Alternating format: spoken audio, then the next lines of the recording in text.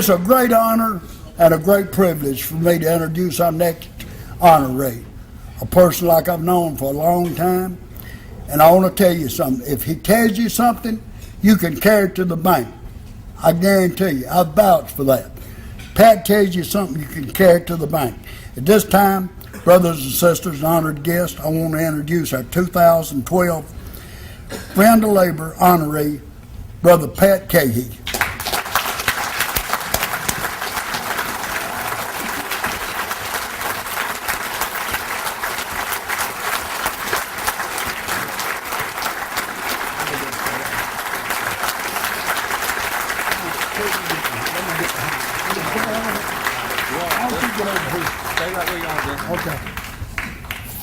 Let me say this before I present this plaque to Pat. He wanted me to recognize two special guests that are here with him tonight. That's Dr. Thanakal and Dr. Vina Anthony. We appreciate you all being here with us tonight and taking up Pat's target. Now, on behalf of all of us here at the Alabama Organized Labor Awards Foundation, it's my honor to present to a friend of mine, Pat Keahey, the 2012 Friend of Labor Award. And the plaque reads, "In grateful appreciation to G. Patterson Keahey for your firm support in numerous organized labor activities, for your devoted efforts on behalf of our brothers and sisters and their families, the members of the labor community wish to sincerely thank Pat Keahey for his dedicated service in bringing the dangers of asbestos to the attention of the public and holding corporations accountable for employee exposure. Pat Keahey, a true friend of labor." Congratulations, Pat.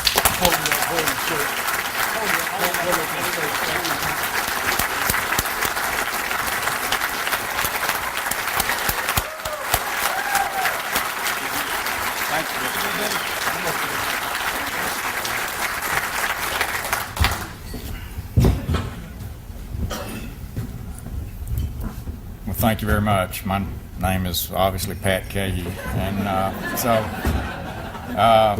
but this is the biggest audience I've ever talked to, so it's a little slow starting off.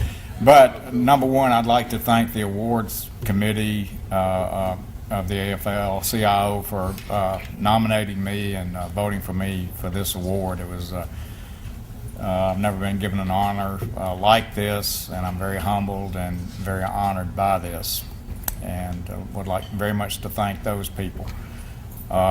My staff is here, my office is here, and before I get to that, I would like to pay tribute to Billy Tyndall. Billy has been a great guide and mentor to me for many years, and he has just given me a lot of good advice about a lot of things, and I appreciate it, and especially appreciate the introduction, because after what he said, I guess I don't have to say so much. But anyway, he is a very great man, and you owe a lot to him. He's as dedicated to labor as any man ever has been in this state, and he truly loves what he does. He's not the kind of man he would have done it just for pay or to be famous or whatever. He truly loves the labor movement and people in it and cares about it. I would like to acknowledge the people that helped me I couldn't do what I do without the people in my office, and they are here tonight, and I would like for them to stand up and just, you all look at them and recognize them. Thank you.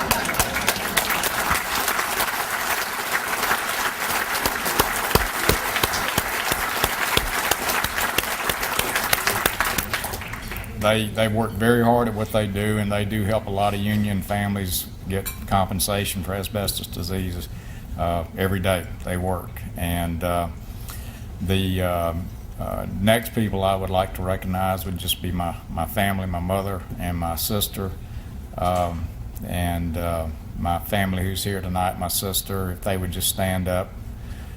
And